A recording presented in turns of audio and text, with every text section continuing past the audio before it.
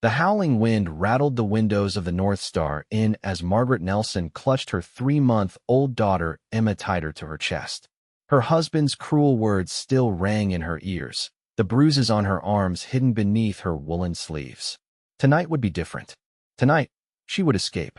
Colorado Territory, 1871. The winter had come early and fierce, but Margaret had been planning this moment for weeks. She had sewn extra coins into the hem of her dress, packed a small bundle of essentials, and waited for Richard to pass out drunk after one of his rages. Now was her chance.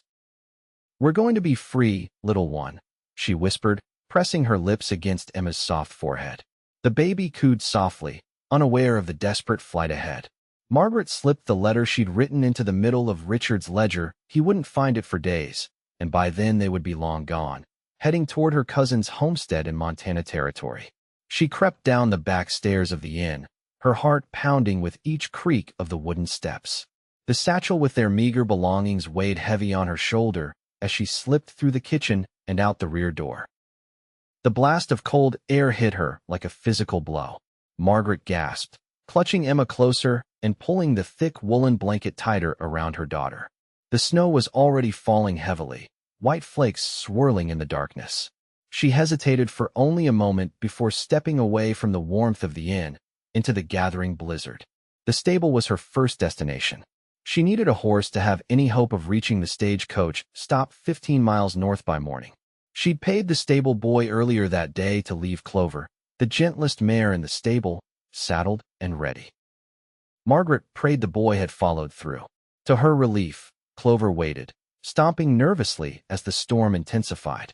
Margaret secured her bag, then carefully mounted with Emma tucked inside her coat. The baby was surprisingly quiet, as if understanding the need for silence. "Good girl," Margaret murmured to both her daughter and the mare as they slipped out into the night. The wind grew fiercer as they left the protection of the town buildings behind.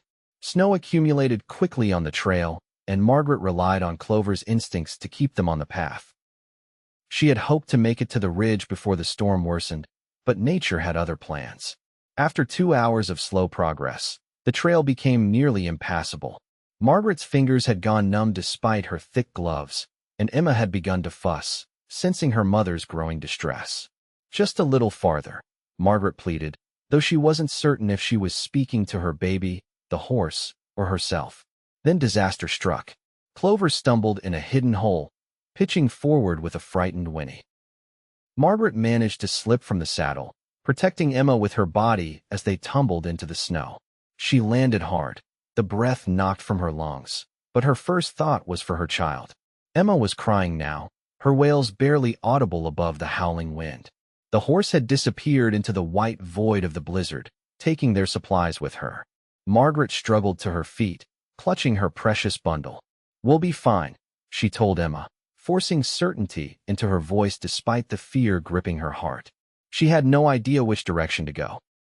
The trail had vanished beneath the snow, and the darkness was absolute save for the ghostly white swirl of snowflakes. Margaret chose a direction that she hoped would lead to shelter and began walking. Each step became more difficult than the last as the snow deepened. The wind cut through her clothing, and her tears froze on her cheeks. Emma's cries had quieted, which frightened Margaret more than the storm. "Stay with me, little one," she begged, opening her coat to check on her daughter. Emma's eyes were closed, her tiny face pale. Margaret needed to find shelter immediately. Through the curtain of snow, she spotted a dark shape ahead of a stand of pine trees. She staggered toward them, praying they might offer some protection from the relentless wind. Under the dense branches, the snow was shallower and the wind less punishing. Margaret dropped to her knees, exhausted. She cleared a small space against the trunk of the largest tree and pressed her back against it. With trembling hands, she adjusted her daughter inside her coat, trying to share what little body heat she had left. "We're not going to die here," she whispered fiercely. "I didn't leave him just to lose you to the cold." But as the hours passed, Margaret's determination began to falter. The cold penetrated deeper, and her thoughts became sluggish. Emma had grown too quiet. Margaret pinched her tiny cheek gently, relieved when the baby stirred and whimpered. "That's it, fight," she encouraged. "We just need to last until morning." Morning seemed an impossible distance away as Margaret drifted in and out of consciousness. Each time she startled awake, she checked Emma, making sure her daughter was still breathing. The snow continued to fall, building up around them despite the protection of the trees. She wasn't sure how much time had passed when she heard the crunch of snow beneath boots. At first, she thought she was dreaming, her mind conjuring hope in her final moments. Then she heard a voice calling out, "Hello? Is anyone out here?" The voice was deep, carried on the wind. Margaret tried to call back, but her voice emerged as little more than a croak. She summoned what strength she had left and tried again. "Here. We're here." The footsteps grew closer. Through the falling snow, a tall figure emerged, leading a horse. The man wore a heavy sheepskin coat, a wide-brimmed hat pulled low, and a scarf wrapped around the lower half of his face. He dropped to one knee beside her, pulling down the scarf. In the dim light, she could make out concerned blue eyes in a weathered face. "Madam, what in God's name are you doing out in this storm?" he asked, his voice gentler now. Margaret couldn't find the words to explain. Instead, she opened her coat slightly to reveal Emma. The man's eyes widened. Without hesitation, he shrugged out of his coat and wrapped it around both Margaret and Emma. "You're not alone tonight," he said firmly. "I'm Samuel Keller. I've got a cabin about a mile from here. Can you stand?" Margaret nodded weakly, though she wasn't certain it was true. Samuel helped her to her feet, supporting most of her weight. "My baby," Margaret whispered. "The little one will be fine," Samuel assured her, leading her to his horse. "But we need to get you both warm right quick." With strength born of desperation, Margaret allowed him to lift her onto his horse. He mounted behind her, one arm securely around her waist, the other holding the reins. "Hold on tight to that baby," he instructed, "and lean back against me. Use my heat." The journey to Samuel's cabin passed in a blur of snow and cold. Margaret focused only on keeping Emma close and staying conscious. When they finally arrived, Samuel carried them both inside and placed them gently on a bed near the fireplace. "Don't move," he ordered, though Margaret couldn't have if she'd wanted to. She watched through half-closed eyes as he built up the fire, the warmth gradually seeping into the room. Samuel moved efficiently, heating water and preparing blankets. When he approached the bed again, his expression was kind but serious. "Madam, I need to check on your little one. Is that all right?" Margaret nodded weakly. "Emma. Her name is Emma." Samuel carefully took the baby, unwrapping her with gentle hands. To Margaret's immense relief, Emma began to cry a lusty, angry wail that was the most beautiful sound she'd ever heard. "She's got a good set of lungs," Samuel said with a smile. "That's a promising sign." He rewrapped Emma in a warm, dry blanket and handed her back to Margaret. "Now, let's get you warmed up too." He helped Margaret out of her wet clothes and into a flannel shirt and pants that were comically large on her slender frame. Modesty seemed a distant concern compared to the need for warmth. "I've got broth warming," Samuel said. "You need to drink something hot." As feeling returned to her extremities, pain followed, but Margaret welcomed it. Pain meant life. Samuel brought her a mug of steaming broth, which she sipped slowly while nursing Emma. "Thank you," she whispered. "You saved our lives." Samuel sat in a chair by the fire, his expression unreadable in the flickering light. "What's your name?" "Margaret. Margaret Nelson." "Well, Margaret Nelson, what possessed you to travel in a blizzard with an infant?" The directness of his question caught her off guard. She considered lying, creating some story about traveling to visit family, but something in Samuel's steady gaze prompted honesty. "I was running away," she admitted. "From my husband." Her voice caught. "He has a temper. It was getting worse. I was afraid for Emma." Samuel's jaw tightened, but his voice remained calm. "I see. I had a horse," Margaret continued. "But she spooked and threw us. I lost all our supplies." "That explains the tracks I found," Samuel said. "I was checking my trap lines when I came across a riderless horse. Followed her trail back, and then found your footprints. Lucky thing." "Very lucky," Margaret agreed, looking down at Emma, who had fallen asleep at her breast. "I don't know how to repay you." "No need for that talk," Samuel said, standing. "You rest now. We can figure things out in the morning." As he turned to leave, Margaret called out, "Mr. Keller? Will the storm last long?" Samuel paused at the doorway that led to what Margaret assumed was another room. Hard to say. These early winter storms can blow themselves out by morning or last for days. He offered a reassuring smile. But you're safe here, Mrs. Nelson. Get some sleep. After he left, Margaret settled deeper under the blankets, cradling Emma close. For the first time in months, she felt something close to peace. The danger wasn't past. Richard would come looking for her once he discovered she was gone, but for tonight, at least, they were safe. The next morning, Margaret woke to sunlight streaming through the cabin's small windows. For a moment, she was disoriented. Then the events of the previous night came rushing back. Emma was still sleeping soundly beside her. Margaret touched her daughter's cheek, relieved to find it warm. The smell of coffee and cooking food filled the cabin. Margaret sat up, wincing at the soreness in her muscles. Samuel stood at the small stove, his back to her. He was taller than she'd realized, broad-shouldered and lean. "Good morning," Margaret said softly. Samuel turned, a smile creasing his weather-worn face. She guessed him to be in his early 30s, a few years older than her 24 years. His hair was dark brown, touched with gray at the temples, and his eyes were a striking blue against his tanned skin. "You're awake. How's the little one?" "Still sleeping," Margaret said. "She seems fine." Samuel nodded. "Babies are more resilient than we give them credit for. I've got breakfast nearly ready if you're hungry." Margaret's stomach growled loudly in response, and she blushed.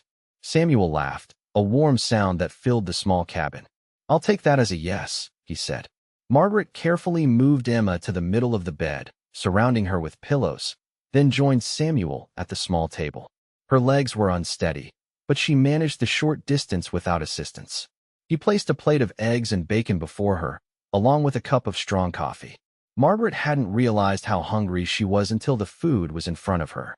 She ate quickly, almost embarrassed by her appetite. "The storm's passed," Samuel said, glancing out the window. "But there's a good foot of snow on the ground." "Where were you headed?" Margaret hesitated. "Montana Territory. My cousin has a place near Helena." Samuel whistled low. "That's a fair piece from here, especially in winter." "I know it was foolish," Margaret admitted. "But I was desperate." Samuel studied her face. "Those bruises on your arms tell me you had reason to be." Margaret instinctively pulled down her sleeves, though the marks were already hidden by the flannel shirt. "Your husband?" Samuel asked gently. Margaret nodded. "Richard has always had a temper, but after Emma was born, something changed. He started drinking more, coming home angry. At first, he just yelled, but then—" She trailed off, unable to continue. "You don't need to explain," Samuel said. "I've seen it before. It was the night he turned his anger on Emma that I knew we had to leave." Margaret continued, needing to say it aloud. She was crying, and he shook her. "Hard. I got between them, and he hit me instead. When he passed out drunk, I took my chance." Samuel's expression had hardened, his hands clenched on the table. "Some men don't deserve the name." "He wasn't always like this," Margaret said, though she wasn't sure why she felt the need to defend Richard.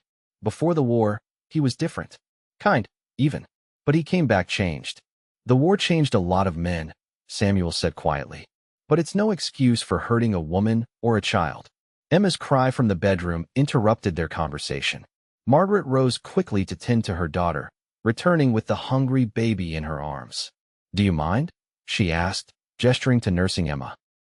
"Not at all," Samuel said, turning slightly to give her privacy. "I'll check on the weather." As he stepped outside, Margaret studied the cabin while feeding Emma. It was small but meticulously maintained. One room served as kitchen and living area, with the bedroom off to one side. Everything had its place, from the hunting rifles mounted on the wall to the neat stack of firewood beside the hearth. There were few personal touches: a shelf of books, a carved wooden horse on the mantel, and a framed daguerreotype that was too far away for Margaret to make out clearly. The cabin spoke of a solitary life, but not a lonely one. Samuel returned, stomping snow from his boots. Trails still passable, but traveling would be difficult with the little one. "You're welcome to stay until conditions improve." "I couldn't impose. It's no imposition," Samuel cut in. "I've got plenty of supplies, and the company would be—" He paused, as if choosing his words carefully. "Welcome." Margaret considered her options. She had no horse, no supplies, and no clear idea of how to reach the stagecoach stop. Emma was safe and warm here. And despite having just met Samuel Keller, she felt no fear in his presence. "Thank you," she said, "just until the snow melts a bit." Samuel nodded, seemingly pleased with her decision. "I need to check my trap lines and tend to the animals. Will you be all right here alone?" "Of course," Margaret said. "We'll be fine." After Samuel left, Margaret explored the cabin more thoroughly. In the corner of the bedroom, she found a small trunk containing women's clothing. The discovery gave her pause. Samuel hadn't mentioned a wife. When he returned several hours later, his arms full of firewood, Margaret had worked up the courage to ask. "The women's clothes in the trunk," she began hesitantly. Samuel's expression grew somber. "They belonged to my sister, Catherine. She and her husband stayed with me for a time." "I'm sorry, I didn't mean to pry," Margaret said, noting his use of past tense. "No need to apologize," Samuel said, stacking the wood near the fireplace. "Catherine and James moved on to California 2 years ago. She left some things behind, said I might find use for them someday." He gave Margaret a small smile. Seemed she was right. Relief washed over Margaret, though she couldn't quite explain why. "May I use some of the clothing? Mine are still damp." "Of course," Samuel said. Catherine would be pleased to know they're being put to good use. The days fell into an easy rhythm. Samuel tended to his traps and livestock: a milk cow, 2 horses, and a small flock of chickens that survived the winter in a well-insulated coop. Margaret kept the cabin tidy and prepared meals from Samuel's well-stocked pantry. Emma thrived in the peaceful environment, her smiles becoming more frequent. Margaret learned that Samuel had come west after the war, seeking solitude and a fresh start. He'd built the cabin himself, adding to it each year. He trapped in winter, worked as a trail guide in summer, and did odd jobs for nearby ranchers in between. He lived simply but comfortably. "Have you always been alone?" Margaret asked one evening as they sat by the fire. Emma was asleep in a makeshift cradle Samuel had constructed from a wooden crate and soft blankets. "Not always," Samuel replied, his eyes on the flames. "I was engaged once before the war. Her name was Elizabeth. What happened? I was gone 3 years. When I came back, she'd married another man." Samuel's voice held no bitterness. "Can't blame her for it. The man I was when I left didn't come home." Margaret understood all too well. "Like Richard?" Samuel nodded. "Many men came back broken in ways that don't show. But you seem whole," Margaret observed. Samuel smiled faintly. "I had good teachers. An old Arapaho healer who showed me how to quiet the demons in my head. And the mountains themselves. There's a peace in these high places that seeps into your bones if you let it." As the days passed, the snow began to melt, leaving patches of bare ground between drifts. Margaret knew she should be planning her continued journey, but found herself reluctant to leave the safety of Samuel's cabin. One afternoon, as she hung laundry on a line Samuel had strung near the stove, Margaret heard hoofbeats approaching. Samuel had gone to check his furthest trap line and wasn't due back until evening. Fear spiked through her. Had Richard somehow tracked them here? She grabbed Emma from her cradle and retreated to the bedroom, searching frantically for a weapon. She found a hunting knife in Samuel's dresser and clutched it in her trembling hand. The cabin door opened. "Hello? Anyone home?" The voice wasn't Richard's. Margaret peered cautiously around the bedroom door to see an older man in a sheriff's uniform standing in the entryway. "Mrs. Nelson?" the man called. "Margaret Nelson?" Hearing her name from this stranger's lips sent a fresh wave of fear through her. She stepped into view, keeping Emma close and the knife hidden in the folds of her skirt. "Who's asking?" The man removed his hat. "Sheriff Thomas Whitaker, madam. From Silver Creek." Silver Creek was the town she'd fled from. Margaret felt the blood drain from her face. "How did you find me?" "Found a horse with Silver Creek livery markings wandering near the pass," Sheriff Whitaker explained. "Got to asking around. Heard Samuel Keller rescued a woman and baby from the storm." He studied her face. "Your husband's looking for you, madam." Margaret tightened her grip on the knife. "I'm not going back to him." The sheriff raised his hands in a placating gesture. "Now, I'm not here to take you anywhere against your will. Just doing my duty, making sure you're safe." "We're safe," Margaret said firmly. Sheriff Whitaker nodded slowly. "I can see that. But there's something you should know. Your husband's telling folks you stole from him. Says you took money from the inn safe before you left. That's a lie, Margaret said, anger replacing fear. I took only what was rightfully mine, the money I earned working in that inn. The sheriff regarded her thoughtfully. That may be, but Richard Nelson is a prominent businessman in Silver Creek. His word carries weight. And mine doesn't. Because I'm a woman? Because you ran, Sheriff Whitaker said bluntly. Makes you look guilty, whether you are or not. The sound of approaching hoofbeats interrupted their conversation. Samuel appeared in the doorway, rifle in hand, his expression dark when he saw the sheriff. Whitaker, he acknowledged tersely. What brings you to my property? Just following up on a missing person, the sheriff replied. Found Mrs. Nelson, as you can see. Samuel moved to stand beside Margaret. She's not missing. She's exactly where she wants to be. Sheriff Whitaker's gaze moved between them. That may be, but her husband has no claim on her anymore, Samuel interrupted. Not after what he did. The sheriff frowned. And what exactly did he do? Margaret pushed up her sleeve, revealing the now yellowing bruises. This, for a start. And worse, that doesn't show. Sheriff Whitaker had the grace to look uncomfortable. I'm sorry, madam. Truly. But the law says a man can beat his wife and child with impunity.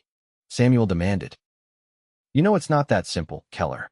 It is that simple, Samuel insisted. Margaret and Emma are safe here. They're staying until they choose to leave. The sheriff sighed, replacing his hat. I can see I'm not going to change any minds today. But Nelson is coming this way. He's got men with him, asking questions in every settlement between here and Silver Creek. Margaret felt ice form in her veins. How close is he?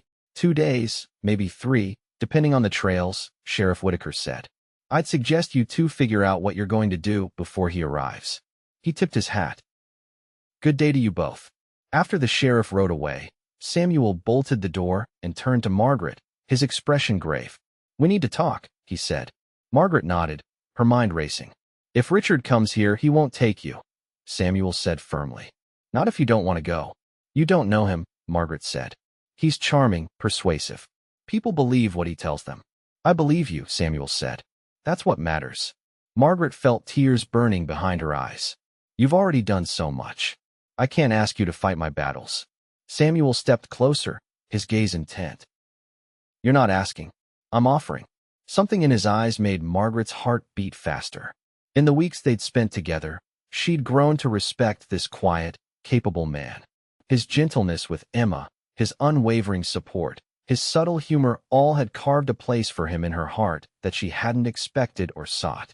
We could leave, Margaret suggested. Continue to Montana as I planned.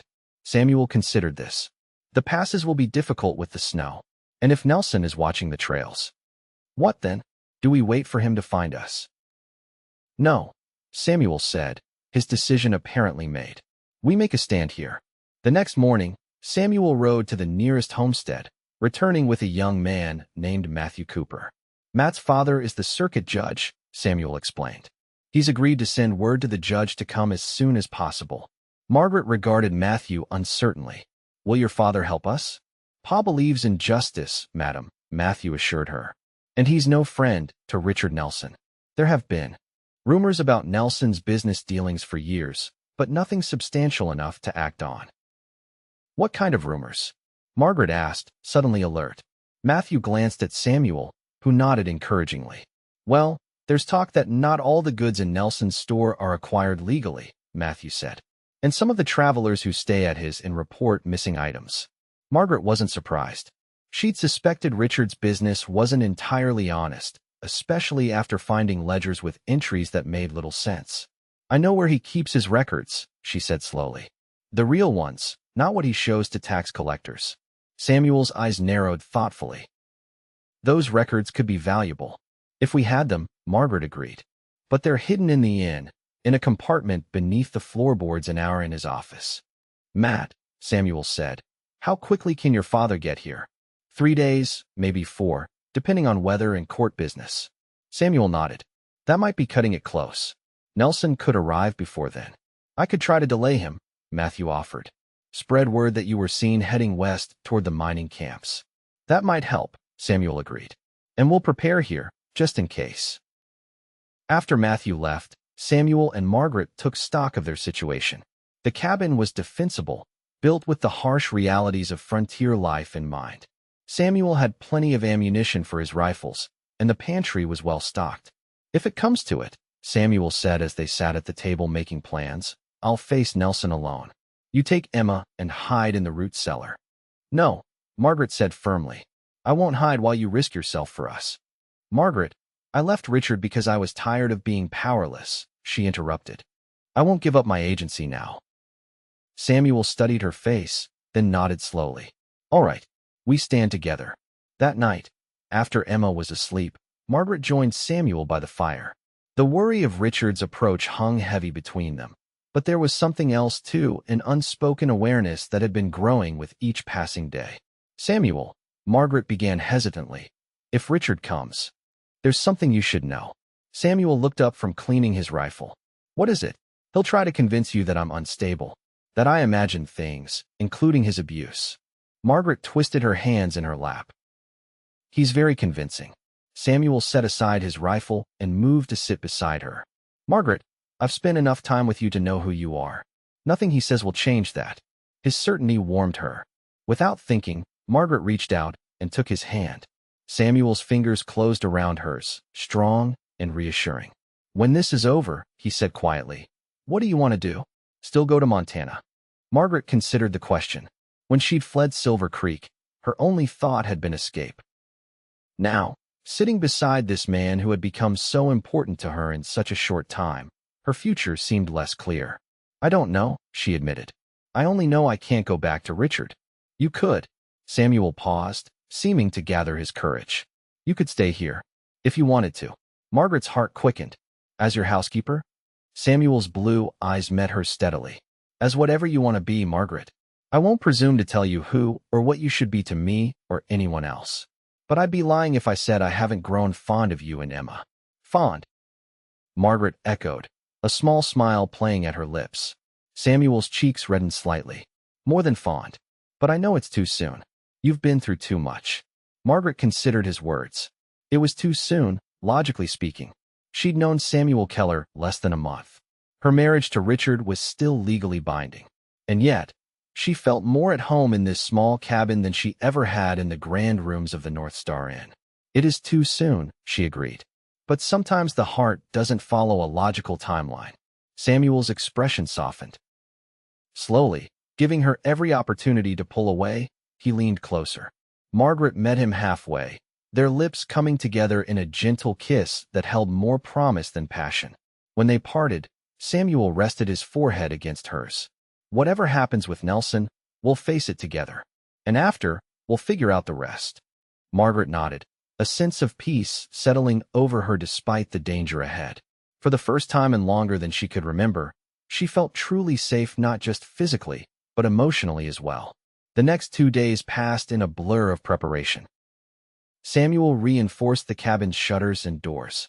Margaret sewed a hidden pocket into Emma's blanket, placing a small amount of money and a note with her cousin's address inside, just in case. They prepared food that could be eaten cold if necessary and filled extra water barrels.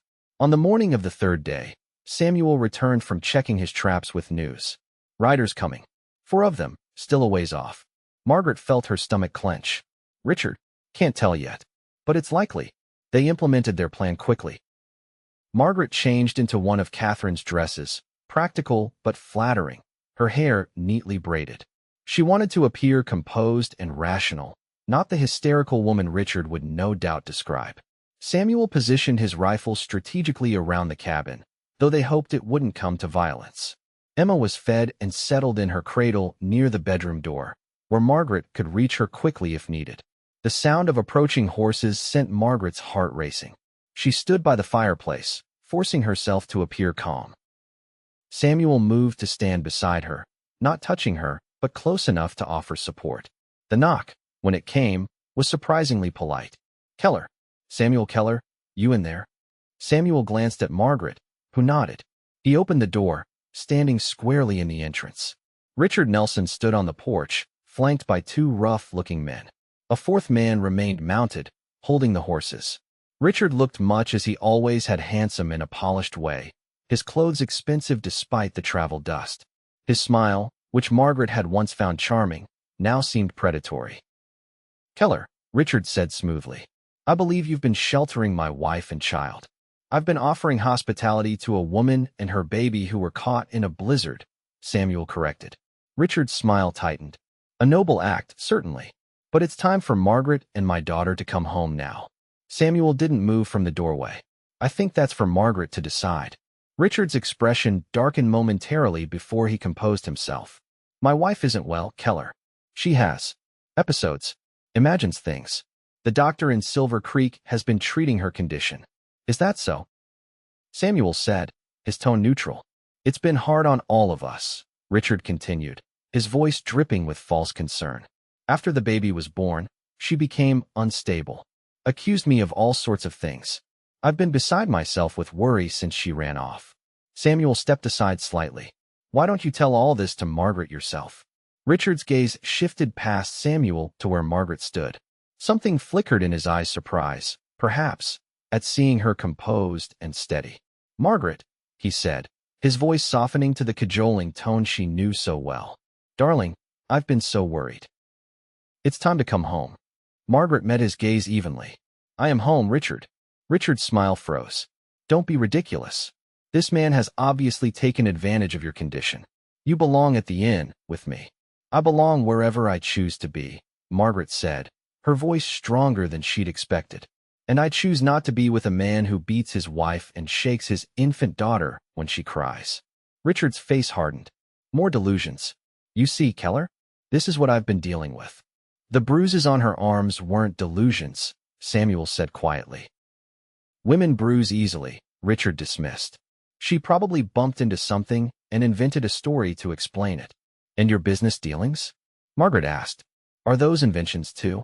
The secret ledgers under the floorboards? The merchandise that appears in the store with no bills of sale?" Richard's confident demeanor slipped. "Be careful, Margaret. You're making serious accusations." "True ones," Margaret countered.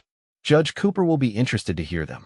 At the mention of the judge, Richard's expression changed from confident to calculating. "Judge Cooper has no jurisdiction here. This is a simple family matter, a husband retrieving his wife and child. A husband has no right to abuse his family," Samuel said firmly. Richard turned to his companions. "You see how it is. They've concocted some tale to justify their behavior." He stepped forward.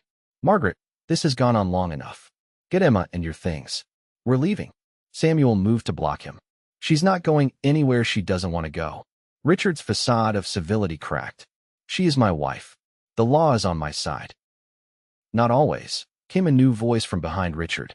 Everyone turned to see Sheriff Whitaker riding up, accompanied by an older man in a black coat whose stern expression and authoritative bearing marked him as Judge Cooper. Relief flooded through Margaret.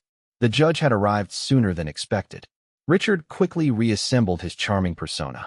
"Judge Cooper, what a fortunate coincidence. I've come to retrieve my wife and child, who ran off during an episode of her nervous condition." The judge dismounted, eyeing Richard coolly. "Is that so?" "Sheriff Whitaker has been sharing some interesting information with me on our ride here." "Sheriff Whitaker doesn't know the full situation," Richard said dismissively. "Perhaps not," the judge agreed. "But I intend to hear all sides before making any judgments." He turned to Margaret. "Mrs. Nelson, are you and your child being held here against your will?" "No, Your Honor," Margaret said clearly. "Mr. Keller rescued us from the blizzard and has offered us sanctuary. I left my husband voluntarily after he became violent toward both me and our daughter." The judge nodded thoughtfully. "Serious accusations, Mr. Nelson." "Fabrications," Richard insisted. "My wife has been unwell since the birth. Ask anyone in Silver Creek." "I have," the judge said. "I've also received some interesting information about your business practices." He turned to Sheriff Whitaker. "I believe we should continue this discussion at your office, Sheriff. Proper depositions should be taken from all parties." Richard's confidence visibly wavered. "There's no need for such formality. A husband has the right. A husband has responsibilities, not just rights," Judge Cooper interrupted. "And the law has limits to what it will tolerate, even from husbands." He turned to Samuel. "Mr. Keller, would you and Mrs. Nelson be willing to come to town tomorrow to give formal statements?" "Yes, Your Honor," Samuel agreed. "Good. The judge faced Richard again. Mr. Nelson, you will accompany Sheriff Whitaker and myself back to town now. Your men as well.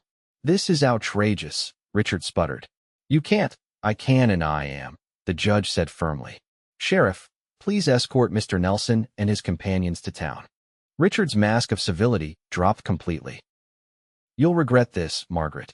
All of you will. But he mounted his horse without further resistance, glaring at Samuel and Margaret as Sheriff Whitaker and Judge Cooper led him and his men away. After they disappeared from view, Margaret's legs gave out. She sank onto a chair, trembling with relief and lingering fear. Samuel knelt beside her. It's not over yet, he cautioned. But the judge seems fair-minded. He is, Margaret agreed. But Richard has influence, money, and enemies, Samuel pointed out. The judge wouldn't have come so quickly if he didn't already suspect something was amiss with Richard's business. Margaret nodded, some of her tension easing. What will happen tomorrow? We'll tell the truth, Samuel said simply. All of it. And trust the judge to see justice done. The next morning, they rode to the small settlement that served as the county seat, Emma securely bundled against Margaret's chest. The town consisted of little more than a general store, a small church, the sheriff's office, and a few scattered homes, but it represented law and civilization in this remote corner of the territory. Judge Cooper received them in a room adjoining the sheriff's office. Richard was nowhere to be seen, which Margaret found both relieving and concerning. Mr. Nelson is being held at the sheriff's request, the judge explained, noting Margaret's anxious glance around the room. Some interesting documents were found in his saddlebags. Documents that confirmed certain suspicions about his business activities. Hope flickered in Margaret's chest. The ledgers. Copies of them, at least, the judge confirmed. It seems Mr. Nelson was concerned about leaving the originals unprotected at the inn. For the next several hours, Margaret gave her statement, detailing Richard's escalating abuse and her fear for Emma's safety. Samuel testified about finding them in the blizzard and Margaret's condition when he rescued them. Sheriff Whitaker presented evidence of Richard's involvement in receiving stolen goods, using the inn as a front for illegal trading. Based on the evidence before me, Judge Cooper said finally, I am issuing warrants for Richard Nelson's arrest on charges of fraud, receiving stolen property, and assault. He will remain in custody pending trial. Margaret could hardly believe what she was hearing. And, Emma and me, the judge's expression softened slightly. The law traditionally favors keeping families together, Mrs. Nelson, but it also recognizes that some situations are untenable. He shuffled some papers on his desk. I am granting you a legal separation from your husband, with full custody of your daughter. Should Mr. Nelson be convicted of the charges against him, you would have grounds for divorce. Tears filled Margaret's eyes. Thank you, Your Honor. Don't thank me, the judge said. Thank the law, imperfect though it may be. And perhaps Mr. Keller here, whose testimony carried significant weight. On the ride back to Samuel's cabin, Margaret felt lighter than she had in years. The future still held uncertainties, but for the first time, she felt free to choose her own path. What will you do now? Samuel asked as they approached the cabin in the golden light of late afternoon. Still planning on Montana? Margaret looked at him. This man who had saved not just her life, but her hope for the future. I think Emma and I might stay here a while longer. If that's all right with you. Samuel's smile was slow and genuine. I was hoping you'd say that. The weeks that followed brought rapid changes. Richard's trial was swift, his guilt established by his own records and the testimony of former business associates eager to save themselves. He was sentenced to 5 years in territorial prison, and the judge granted Margaret a divorce on grounds of cruelty and her husband's criminal conviction. The North Star Inn and its contents were sold to satisfy Richard's creditors, but Margaret received a modest settlement as his former wife. It wasn't a fortune, but it was enough to give her choices. As winter deepened, the cabin became a true home. Samuel built an extension, adding a small room for Emma and more living space. Margaret planted an indoor herb garden and began experimenting with recipes using Samuel's trapped game and preserved stores. One evening, as snow fell softly outside, Samuel sat beside Margaret on the bench he'd crafted for the porch. Emma was asleep inside, growing stronger and more curious each day. I've been thinking, Samuel said, his breath fogging in the cold air. Spring will be here before we know it. Margaret agreed, leaning comfortably against his shoulder. I can hardly wait to plant a proper garden. Is that what you want? Samuel asked. To stay here, I mean. Permanently. Margaret turned to look at him. In the months they'd spent together, their relationship had deepened into something neither had expected but both treasured. They shared a bed now, their bodies finding in each other the comfort and passion that Margaret had never known was possible. Yes, she said simply. This is home now. Samuel took her hand, his expression serious. Margaret Nelson, I love you. You and Emma both. I want us to be a family officially. Margaret's heart swelled. Are you asking me to marry you, Samuel Keller? I am, he confirmed. Though I don't have much to offer beyond this cabin and my heart. That's more than enough, Margaret said softly. Their kiss was warm despite the winter chill, full of promise and shared dreams. When they parted, Samuel reached into his pocket and pulled out a small carved wooden ring. I made this, he said, almost shyly, until I can get to Denver for a proper one. Margaret held out her hand, allowing him to slip the ring onto her finger. It fit perfectly, smooth and warm against her skin. It's beautiful, she said honestly. Like you, Samuel replied, drawing her close again. When spring finally arrived, Margaret and Samuel were married in the small church in town, with Emma, now crawling and babbling, as their only attendant. Judge Cooper himself performed the ceremony, having become something of a friend in the months since Richard's trial. Life settled into a rhythm that suited them both. Samuel continued his trapping and guiding, while Margaret turned the cabin into a warm and welcoming home. They added chickens and a vegetable garden, and Samuel built a small workshop where he crafted furniture that began to sell well to new settlers in the area. Emma's first birthday came and went, marked by a small celebration with neighbors from nearby homesteads. She grew into a cheerful toddler, secure in the love of both her mother and the man she called Papa without hesitation. The following spring brought another blessing. Margaret discovered she was expecting a child. Samuel's joy was boundless, his tenderness toward her increasing with each passing month. I never thought I'd have this, he confessed one night as they lay together, his hand resting on her growing belly. A family, a purpose beyond just surviving. Nor did I, Margaret admitted. After Richard, I thought I'd never trust a man again. Samuel kissed her gently. I'm grateful every day that you found the courage to. Their son was born as the first snow of winter dusted the mountain peaks, a healthy boy with his father's blue eyes and his mother's determined spirit. They named him James Thomas Keller, after Samuel's brother-in-law and the sheriff who had helped them when they needed it most. Emma, nearly 3 now, took to her role as big sister with serious dedication, helping Margaret with the baby in ways that sometimes created more work but always brought smiles. On Christmas Eve, with little James sleeping peacefully in his cradle and Emma finally asleep after the excitement of hanging stockings by the fireplace, Margaret and Samuel sat together by the fire, content in the quiet moment. Do you ever think about that night? Samuel asked. The blizzard. Margaret nodded. Often. It was the worst night of my life and the best, all at once. I remember finding you under that tree, Samuel said. You looked half dead, but you were still fighting to keep Emma warm. I'd never seen such courage. It wasn't courage, Margaret said. Just a mother's instinct to protect her child. It was more than that, Samuel insisted. You could have stayed with Richard, accepted the abuse as many women do.